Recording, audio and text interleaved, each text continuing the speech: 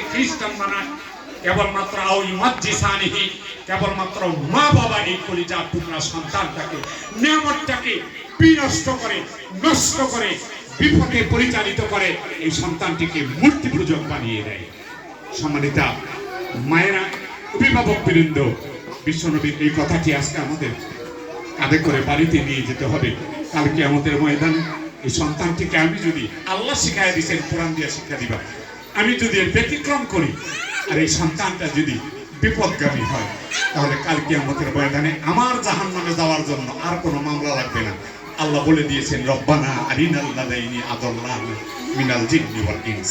আল্লাহ আমার সেই মা বাবাগুলারে আমার কাছে আনে, যাদের ভুল সিদ্ধান্তে আমি একটা আমানত ছিলাম, আমার মা এই আমানতদারিটা মাথায় নাই নাই, আমি আমার বাবার কাছে আমানত ছিলাম, আমার বাবা আমার নিজেও তার জীবনের আমানত বোঝে নাই, আমার আমানতটাও বোঝে নাই।